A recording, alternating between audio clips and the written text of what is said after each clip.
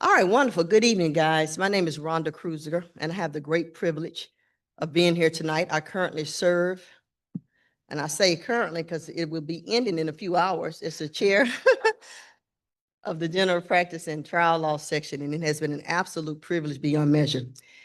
And I can't think of a better way to end my service with this section as the chair, other than with this particular night where we get an opportunity to highlight some of the most prestigious talent that we have here in the state of Georgia. First of all, when I was thinking about what I should say to you all, many of the people who are here know the recipients, and you guys know them far better than I probably ever could, which is why we give you all an opportunity to let us know who will be doing the introductions. But one of the things I think we all can agree with, for those of us who are members of the bar, is that very rarely do we have an opportunity in our profession to bring good news, right? More often than not, we're dealing with people in some of the most difficult times of their lives, and our job is to help them resolve conflict. It could be exceptionally taxing for those of us who've been in this industry. And can only imagine that it's even more taxing for the family members who may not share the love and passion that we do for this profession. So tonight is an outstanding opportunity for us to be able to celebrate you all and the contributions you have made to this profession. We get to also, by extension, celebrate your families, and we're so grateful, and your colleagues, for those of you who are here in support. So before I ask Mr. Cawthorn to come up to do the invocation, I would first and foremost like to recognize any officers or board members with the General Practice and Trial Law section who may be attending tonight. If you are here, please stand. If there are any past chairs who are here in attendance, please stand. If you have any past recipients of this award, please stand. And I'm sure some of this is going to be an overlap. Any members of the judiciary, both past and present, please go ahead and stand as well. We'd like to recognize you. Come on, Judge. Absolutely. Thank you all. And anyone here who is either a past member or a current member of the leadership with the State Board of Georgia. Well, first of all, as you can see, we have an outstanding group who are here not only as the recipients, but also as the attendees. So we're excited that we get an opportunity to hear a little bit more about the people who will be receiving this award. But before we begin with the introductions and the acceptance of the awards, I'm going to ask Tom Cawthorn to please come up and deliver the invocation. Thank you, Rhonda. Before I start, I want to recall for everyone, today is the 81st anniversary of the Normandy invasion, June 6, 1944. And on that theme, if you bow your heads and join me. Father, we thank you for this day. Please guide our thoughts and our actions and help us to be a blessing to those around us and to those who called upon us for assistance. Amen. Thank you. So without further ado, I'm going to turn it over to the recipients as well as the people who are going to be introducing them. The first category that we're going to highlight tonight is going to be the Defense Attorney Award recipient for 2025 is Ms. Christine Mast, who I understand is going to be introduced by Warner Fox. Thank you.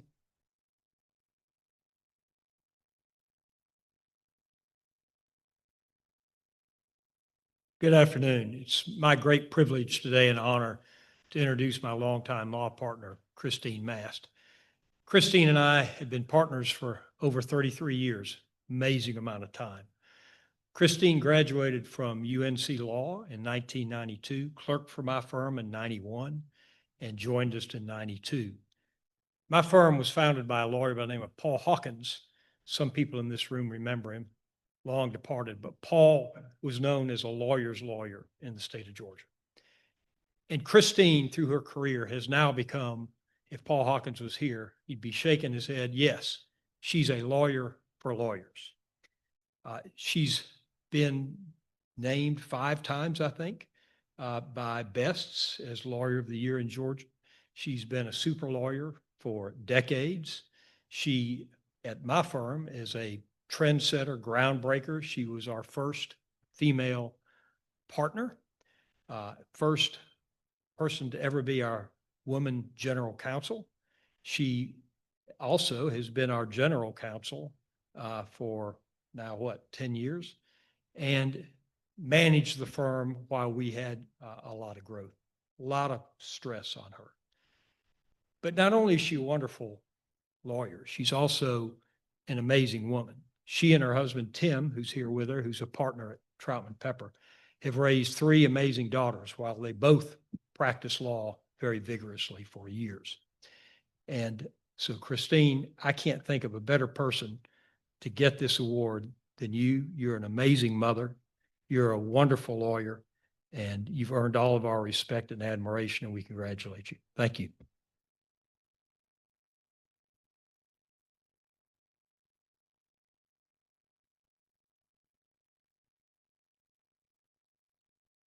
So I would like to give this award to Ms. Christine Mass for her tradition of excellence and service to the public and bar in this state, presented from the General Practice and Trial Law Section of the State Bar of Georgia. Thank you, Ms. Mass.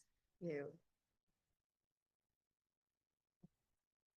And CPC will give you an opportunity to share a few words, please, ma'am. Thank you. Thank you, Warner. It's not usual that I write out something because I have to turn it in to be published somewhere. So I'll try to squeeze it into 5 minutes. I think I'll be able to do it.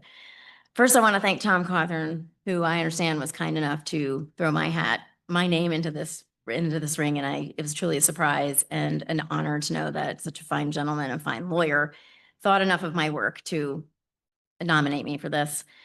When I heard the news, I was feeling a bit like an imposter. I thought, well, okay. And then I look at the list of who has already received this award over the years, and I thought, oh my God, I don't belong in this distinguished list, but I'm certainly honored to be here.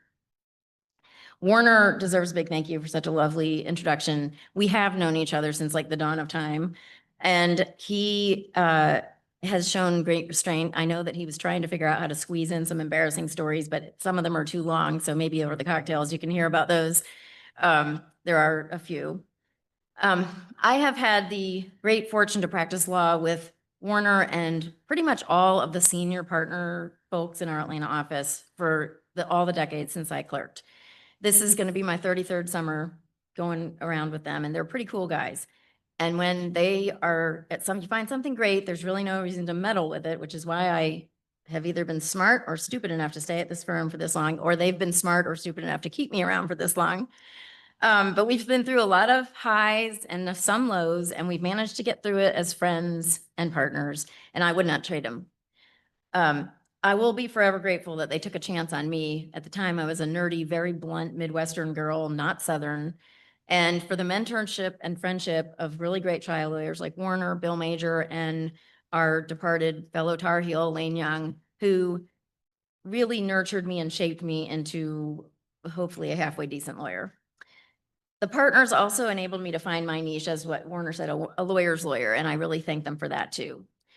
For the first few years of my practice, doing malpractice cases, I was really intimidated because it's very hard to critique and assess lawyers' work who have been practicing for years and sometimes decades longer than I had. But the partners were very supportive of me and gave me a ton of sink or swim training. And eventually I got my sea legs. And it was then, and it's still like this today, every case is different. It's a different subject matter, different area to learn. And it requires a lot of focus, but at the same time, you have to be really nimble and sometimes jumping 3, 4, 5, 6 different subject matters in a particular day. It's basically like always drinking from a fire hose. And I'm pretty sure that I'm not going to get dementia, and that practicing legal mal on the defense side and probably on the plaintiff side, same thing, is a better prevention for that than Wordle and all those other word games that we all play trying to prevent it. I genuinely like attorneys, which is really lucky because I spend pretty much 24 hours a day, 7 days a week with lawyers, partly because I married one. And my husband, Tim, his support of my work life, which is basically my life, has been nothing short of amazing. He has acted as a critic, a supporter, cheerleader, free subject matter expert on occasion, sometimes late night legal researcher. And he's also at the same time taken on a more than 50% share of raising our three daughters, who are all now adults and strong, confident young women. Oddly enough, not a single one of them had any interest in becoming a lawyer. But I will say that our youngest daughter, even at a very young age, employed affirmative defenses very, very effectively. And my dream right now is that Tim and I can somehow manage to orchestrate retiring on the exact same day, because otherwise we're not going to be able to do it. So for the last 30 years, it's really been the greatest privilege for me to represent so many lawyers, and usually what is for them the most significant challenge in their professional life. I've had to serve as a combination advisor, priest, counselor, and strategist, and the role is different depending on the case. It's not a one-size-fits-all kind of gig. I try to adjust to the personality and the needs of each of the lawyers that I represent, and I hope that I've been able to help each one of the attorneys that I have known to get through the stress of a claim. And y'all probably know lawyers can be a very demanding kind of client. They are not shy about calling late, early, holidays, weekends. It doesn't matter. When a lawyer thinks they might have made a mistake, they want to figure out whether they did or didn't and try to figure out how to fix it. And that meant getting calls at a lot of inopportune times. And it's kind of challenging to unplug because they always find you. And I don't make a secret out of my cell phone number, which, that's kind of my fault. But I'm also really bad at saying no. I have learned that as a rule, lawyers really care about doing the right thing. And for the most part, we are all good people and we try to follow the rules. But good lawyers and even great ones do make mistakes. And I have observed over the years that the vast majority of the time, the lawyers that I've represented have always been trying to do their best, make the right choices, make the right judgment calls, and give the correct advice to their clients. But they still make mistakes on occasion. And at this point, very few attorneys are going to get through a 30 or 40 or 50-year legal career without having at least a claim. But I can assure everyone who might be paying attention to this that there are far worse things that can happen to you than having a claim. But if a claim does come, you will survive it. And by and large, we are really incredibly resilient as a group.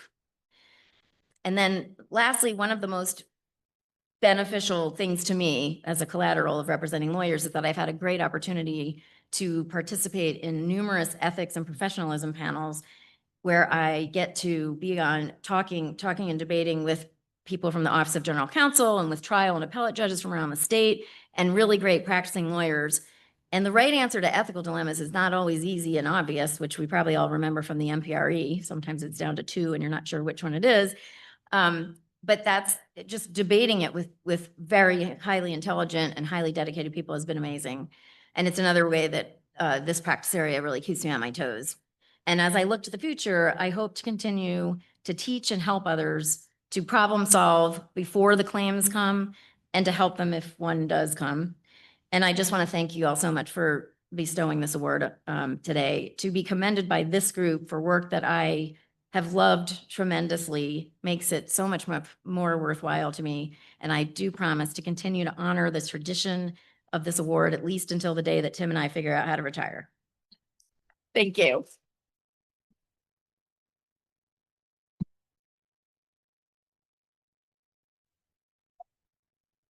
Picture here, and we're gonna have an opportunity for photos once we end with all of the recipients, but let's go ahead and see if we stand out in front of the podium here. I don't want your family to be upset with me later.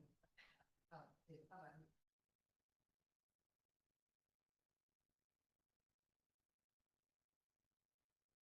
you.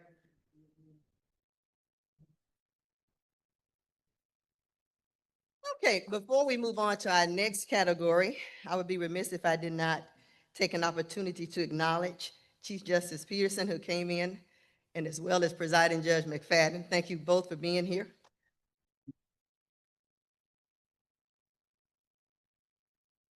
Okay, and our next category is going to be for our 2025 Tradition of Excellence Award winner for the plaintiff's attorney, and that is Ms. Pamela James. And Ms. Pamela James has a special treat tonight because her daughter will be introducing her, who I also understand is a member of the bar. So come forward, madam. Thank you, Ms. Emily Knox. Thank you.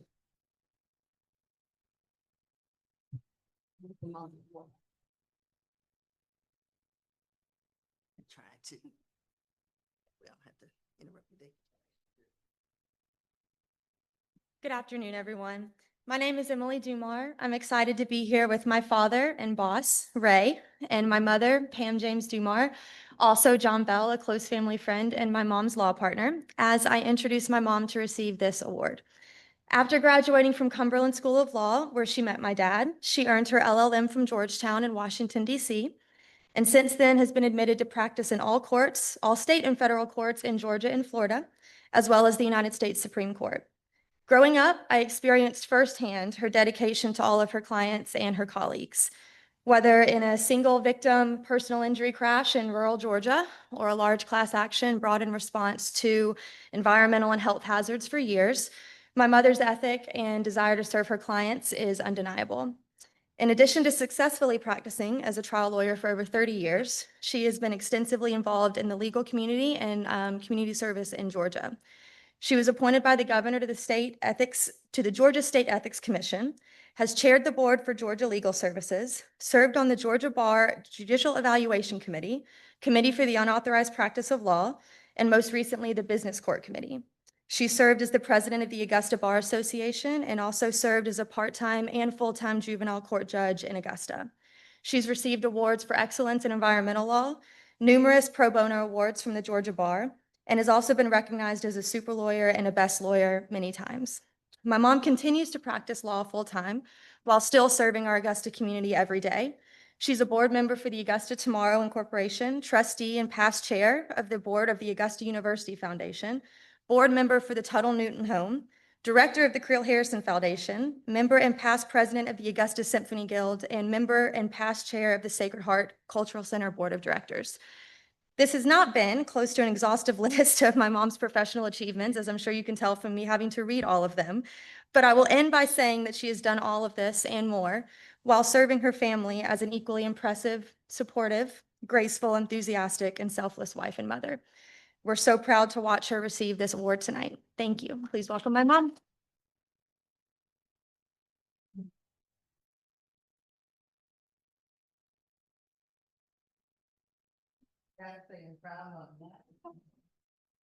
Ms. Pamela James, from the General Practice and Trial Section of the State Board of Georgia, we hereby recognize you for your position of excellence and service to the public and the bar in this state. Congratulations to you.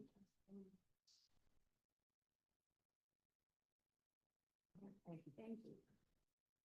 Having your firstborn, very smart, accomplished daughter introduce you can go a lot of different ways.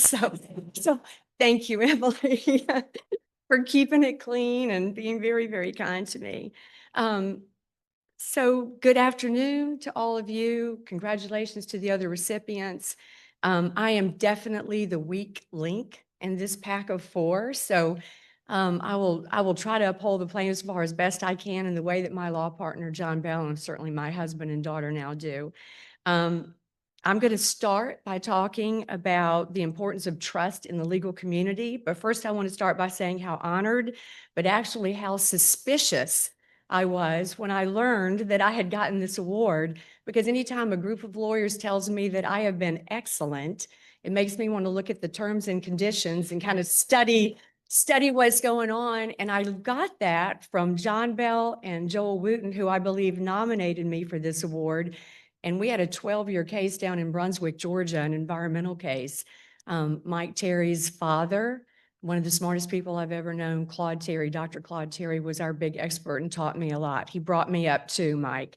But they would tell me how excellent I was on any given day. And then I would be sitting in August in Brunswick taking 100 depositions because of that excellence. So you can understand how I would be suspicious.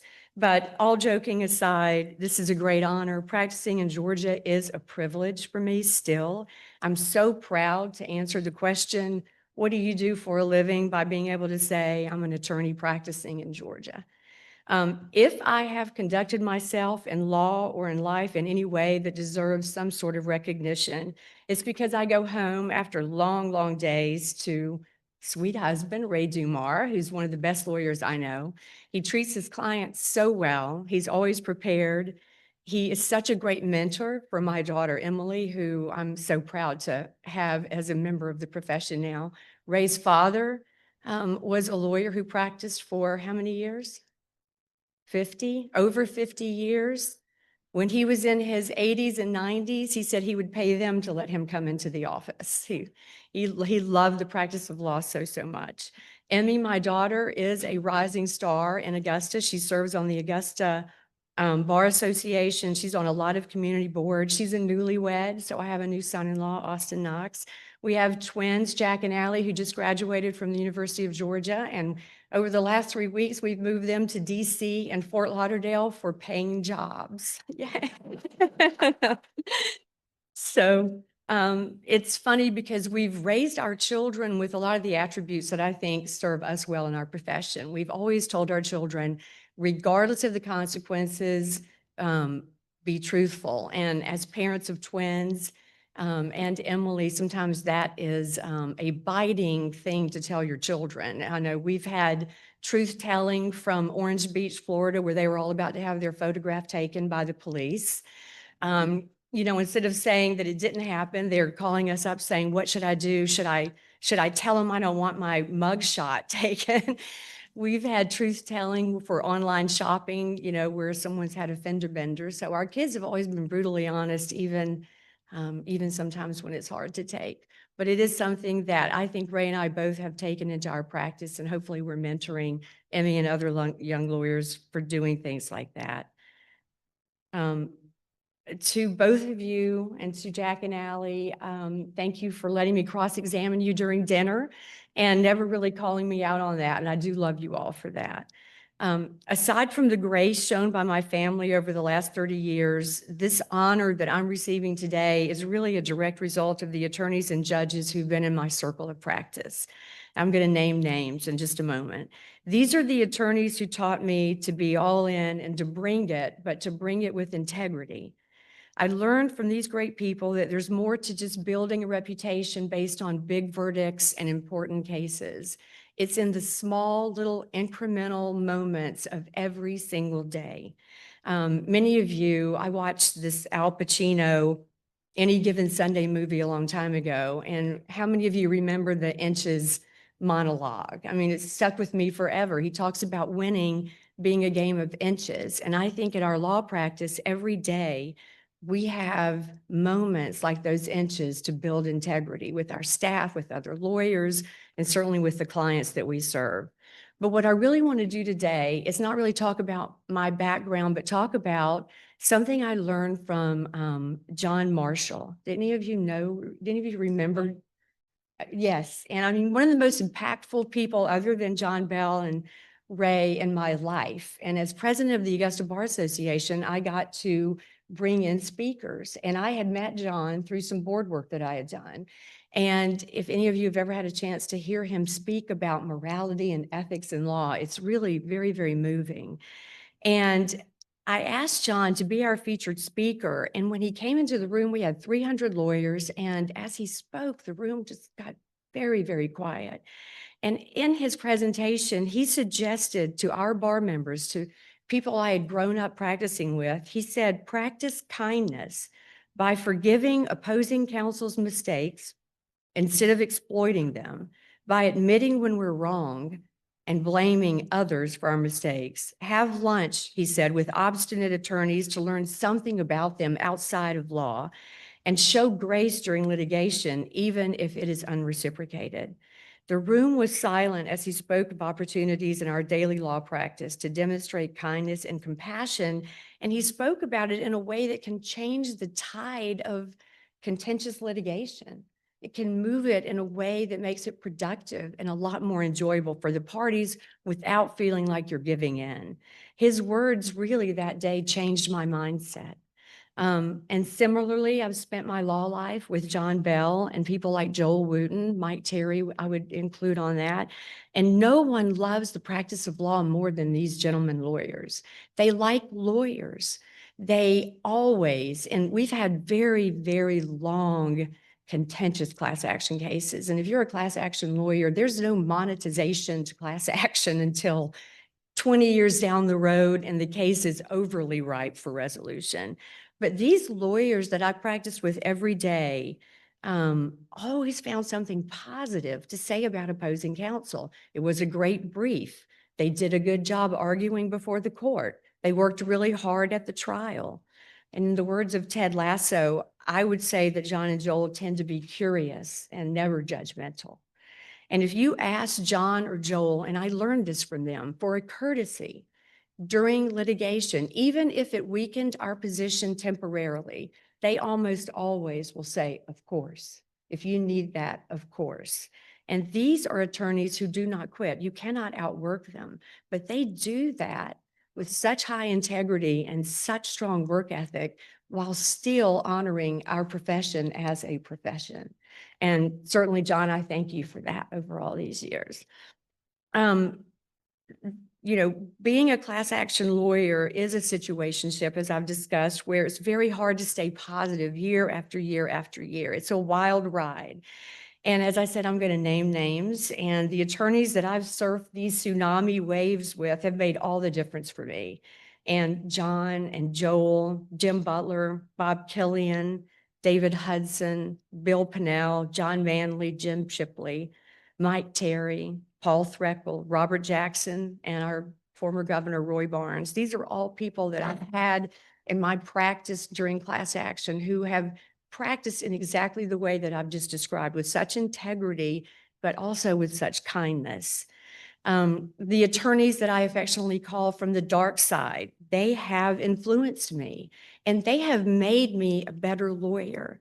I never disliked them. I would be frustrated. I would be challenged by them, but I always appreciated how they made me ramp up my game. Their high level of performance and integrity made us better lawyers. And these folks would include Kevin Buster, Wallace Harrell, Lisa Godby Wood before being on the bench, Emmett Bondurant certainly would scare me every time he was on the other side of the case. Bill Trotter, Bill Withrow, do you all remember Bill Withrow? Jay Elmore, and Judith Powell.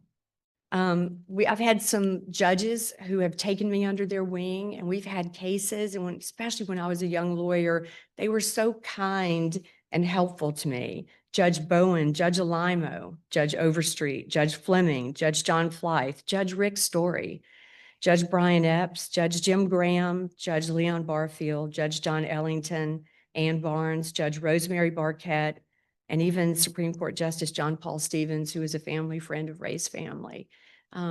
Without jurists like this, without these jurists who have such high integrity and such ability, it would be hard to handle these sorts of cases. But when you walk into court and you know that you're in the hands of someone who values the profession and they like lawyers and they value us, it makes it a lot easier to be a high performer in that situation.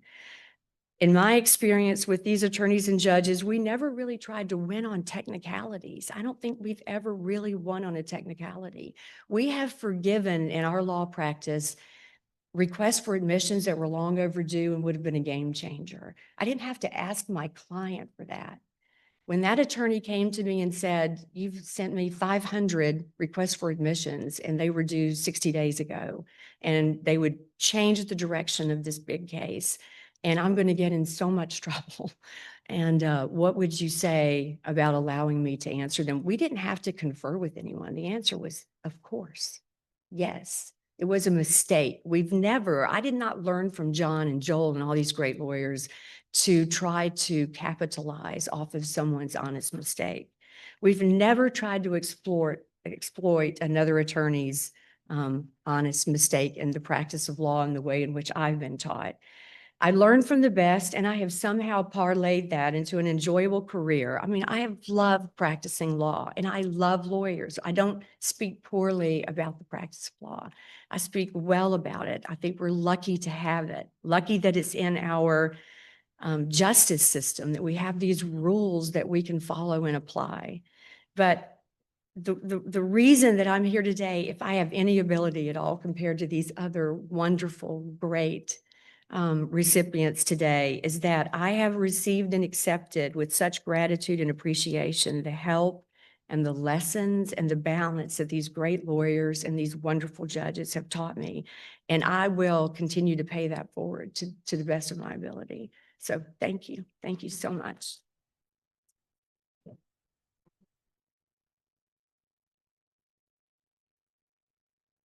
I'll get a picture with your family. Without your notes. All right, have your family come on up real quick so we can take a quick picture, guys. And we're gonna have an opportunity for more photos at the reception, but I want to make sure.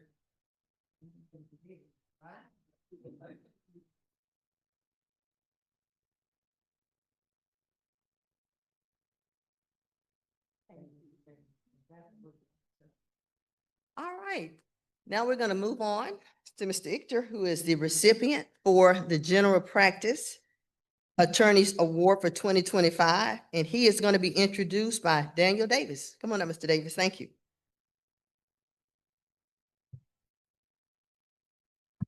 All right, go ahead. Thank you. Good afternoon. My name is Daniel Davis.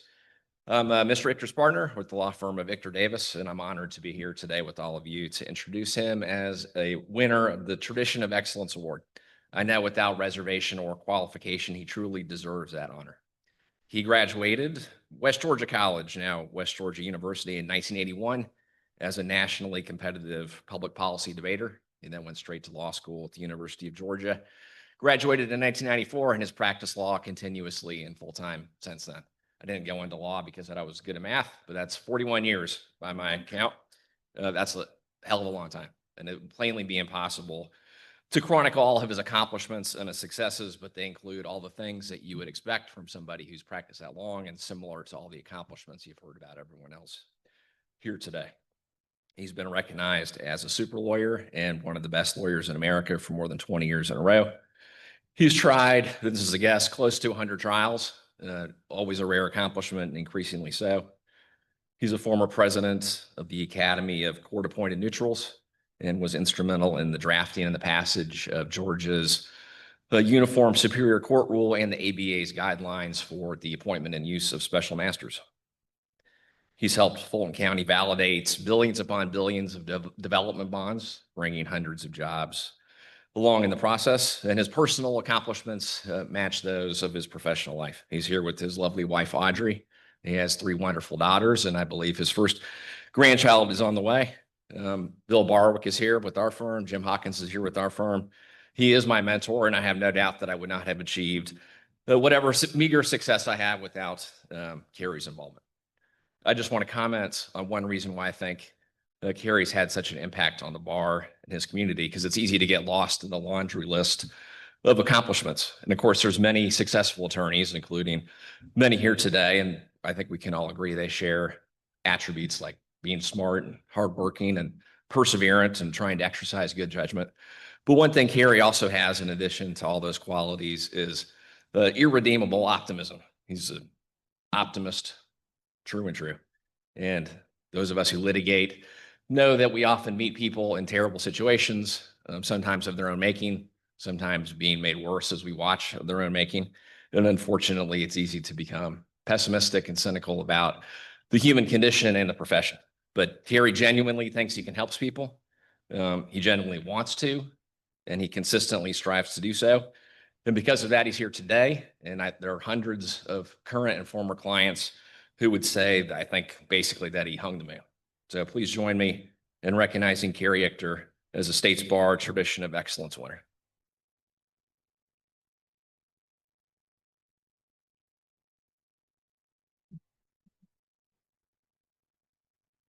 Stand in front of the podium. So on behalf of the General Practice and Trial Section of the State Bar of Georgia, we hereby recognize you for your tradition of excellence and service to the public and the bar in this state. Congratulations to you, sir. Thank you.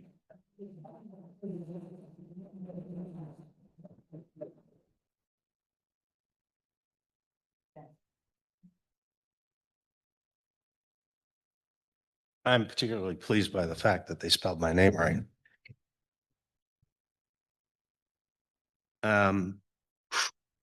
You know, one of the great lies that you always hear about, there are so many of them. But the one that is most conspicuous and oft repeated by lawyers is, I'll be brief. I promise I will be brief.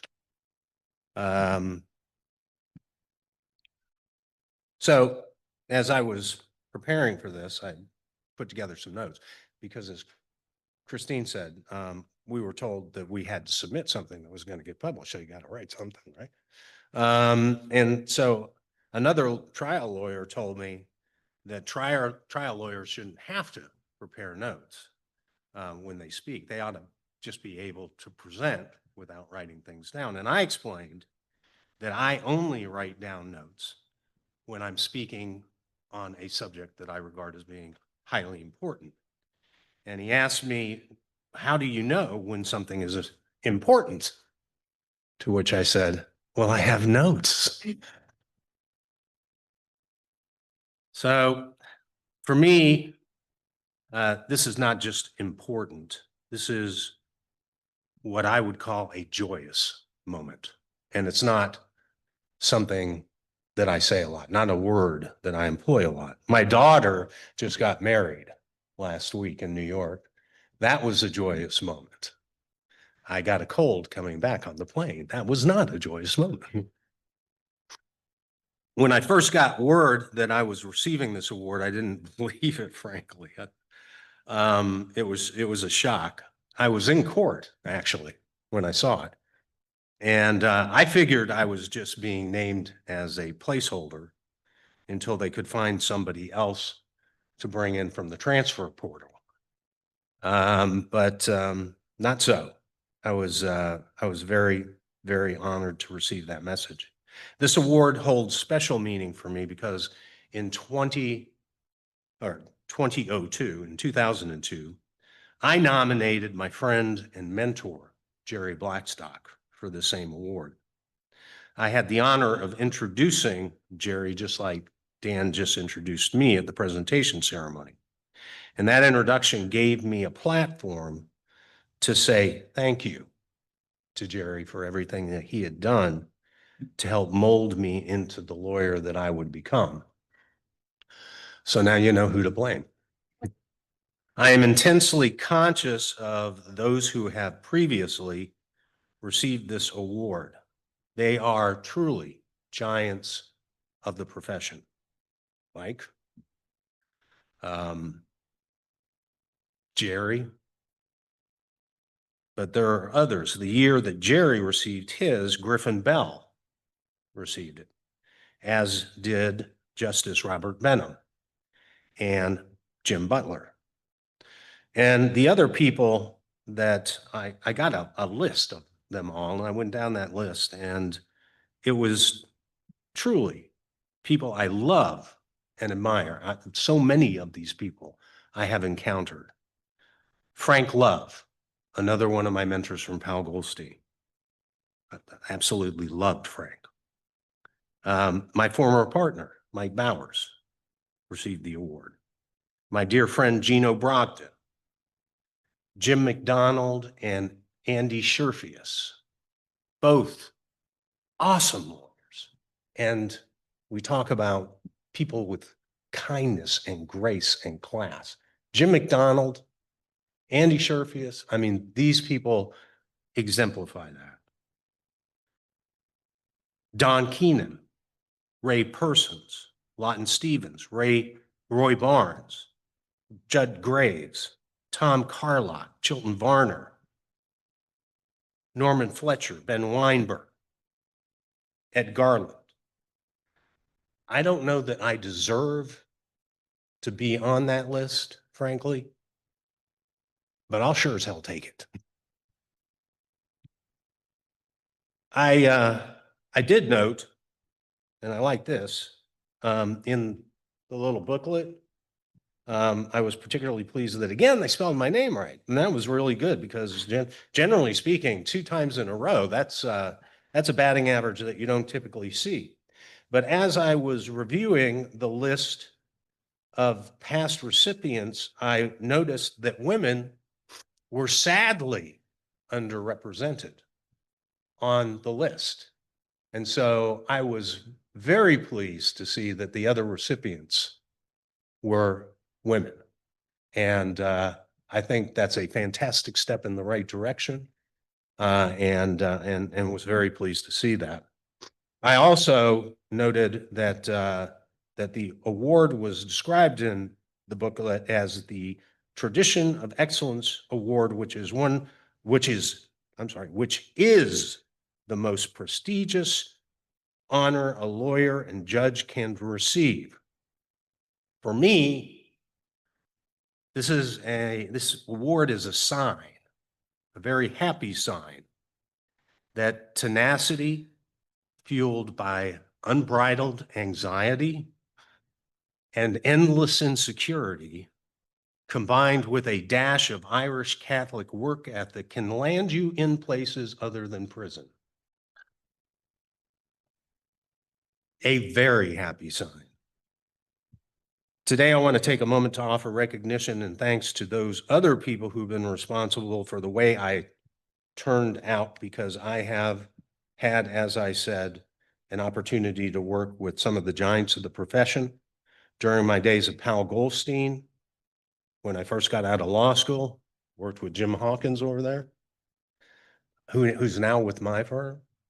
Now I work with Bill Barwick, and we were adversaries and because of the way that we're supposed to treat each other. We were adversaries who became good friends. I worked with Frank Love, a giant, Bob Travis, Bud Simpson, John Marshall. You nailed it when you described John. Later at my own firm, I learned much from working with Mike Bowers and Bill Barwick. Today, I'm fortunate to have Dan as my partner, who's been my partner for going on 10 years now, and who is the engine that keeps our small firm running. My most important partner, however, is my wife, the lovely and talented Audrey Berland.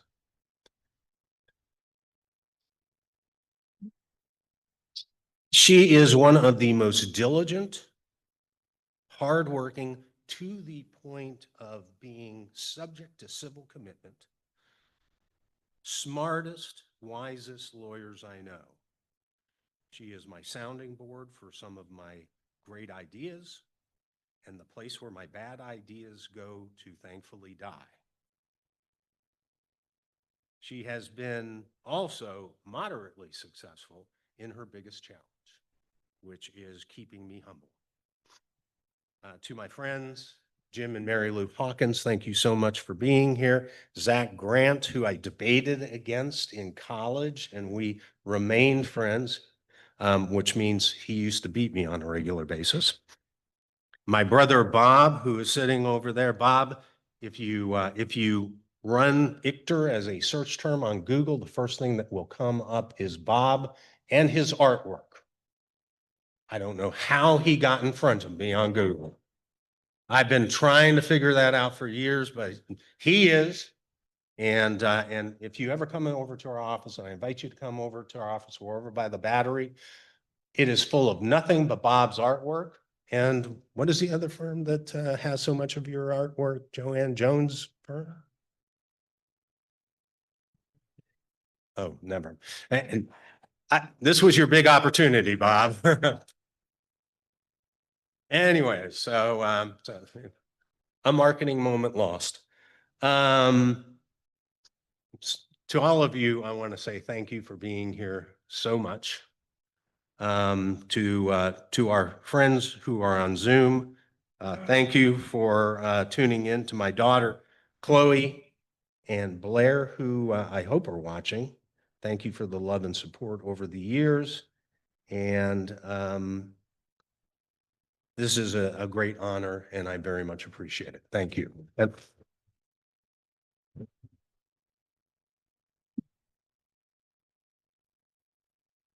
And I hope that qualified as brief. Oh, yes, but of course. You want to come on up, madam? All righty. If you can step out. Oh. Where you want me?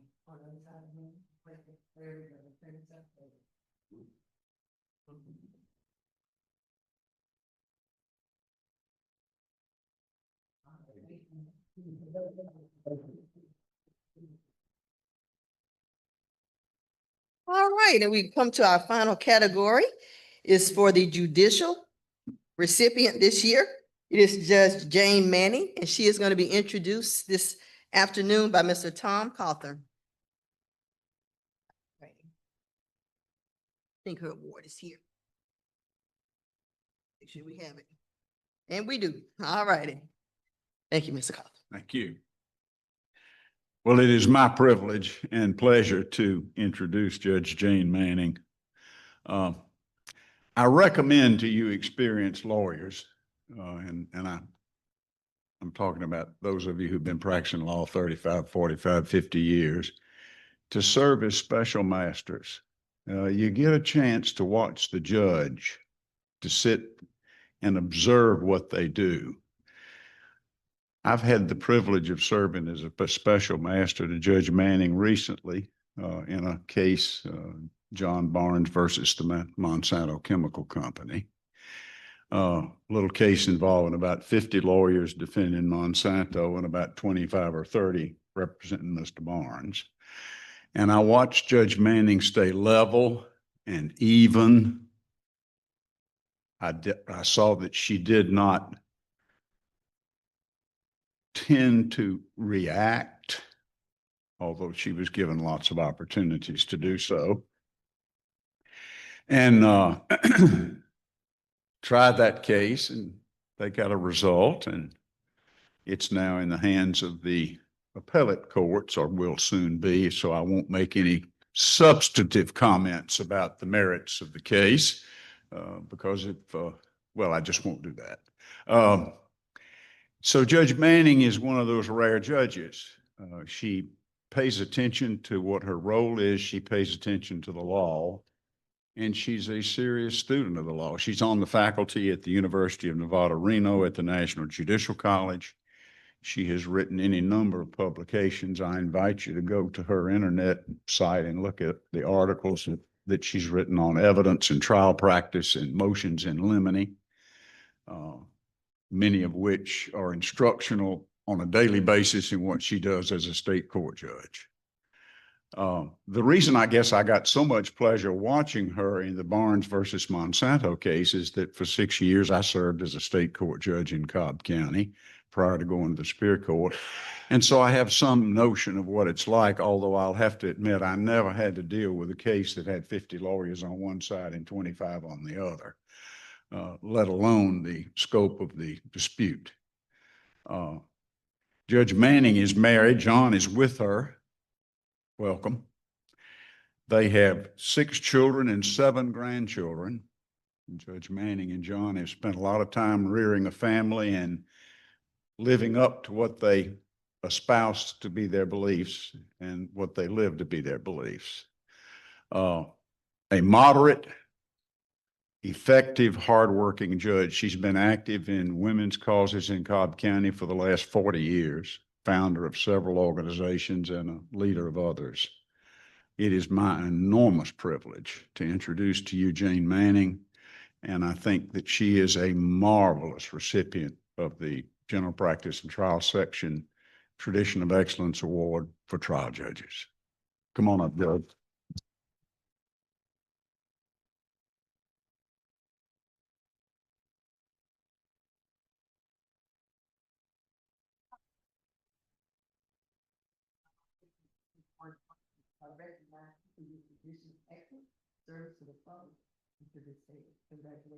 Okay, thank you.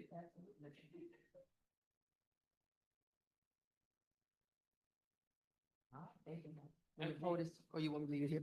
You can hold it. All right, I'll do I it. might break it. Okay. Well, thank you, Tom, for that very, very nice introduction and for the nomination. I couldn't have done that big case without Tom and my staff, especially my staff attorney, Jen Jack, worked basically around the clock. And with the help of the sounding board of my husband, and he took over a lot of things while I was doing that case. But I too, I was totally shocked when I got this, when they told me that I was going to get this award. And the next day, there was an article in Daily Report that was about this case and the problems that I had with the attorneys. And my mother would not like this, but I dropped the F-bomb in court, okay? Now, I've heard, so I thought they're going to take away the award from me because I don't know if that's traditions and excellence or not. So, but I learned from my millennial friends is when you're repeating what somebody else says, it is not dropping the F-bomb, okay? And of course, I had to make an accurate record for appeal. Okay, so, but I won't be doing that again. You can rest assured with having this award for traditions and excellence. So for those of you who are not judges, and there's a handful of us that are judges here, I want to tell you a little bit about being a judge. It's a weird job, okay? It's a weird job. I've taken lots of courses with National Judicial College. I'm on the faculty there now. They have sort of like a transition to the bench online course that you can take. Lesson 1 is you're going to become very isolated. I don't think that's a surprise to any of us attorneys. The last lesson is, and you're going to be shot at.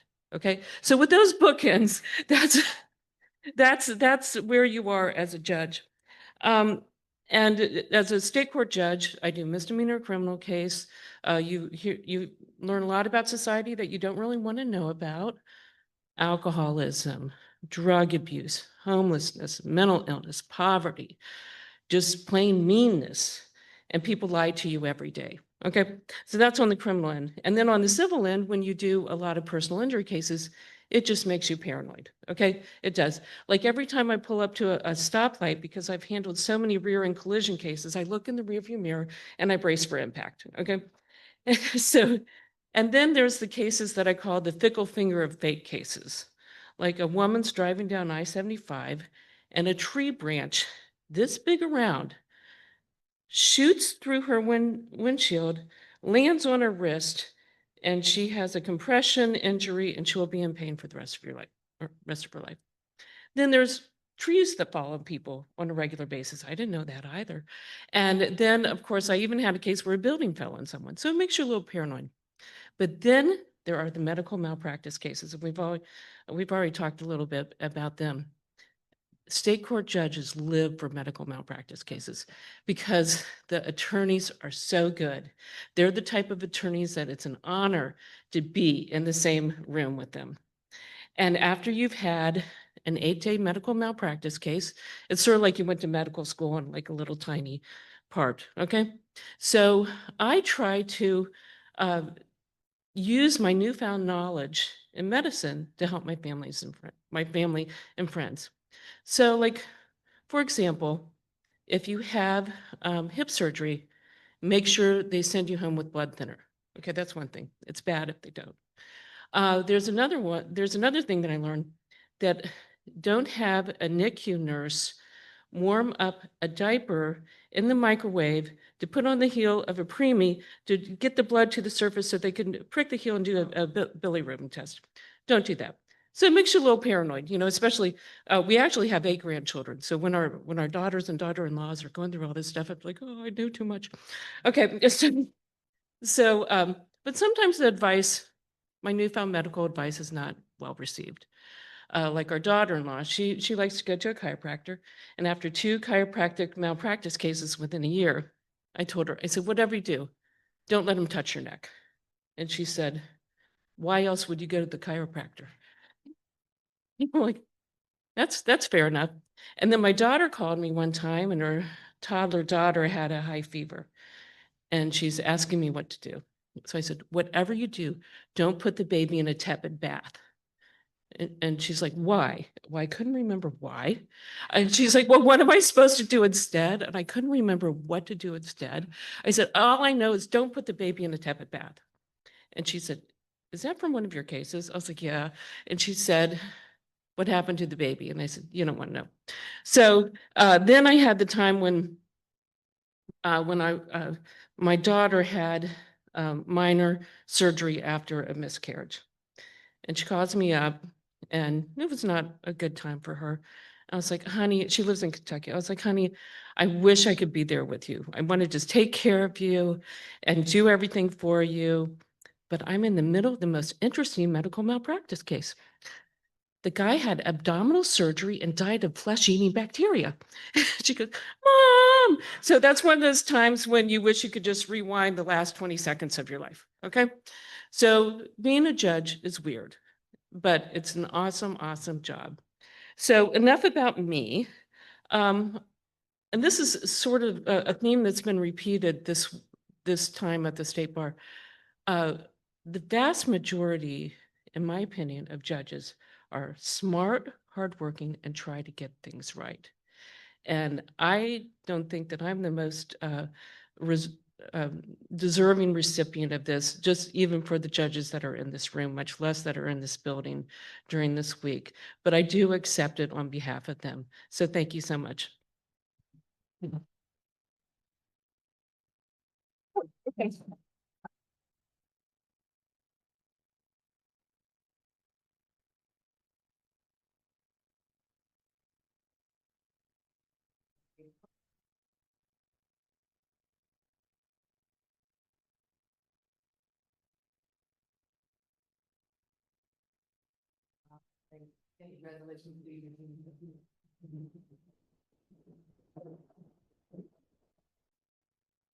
All right, well, as we draw close to the end of the program, let me just take a moment to tell everyone, thank you for coming out to help us celebrate this stellar talent we heard about tonight. And I want to just take a moment to say this to all of the recipients. When you look over the list of the people who won in the past, you think, man, that's an impressive group.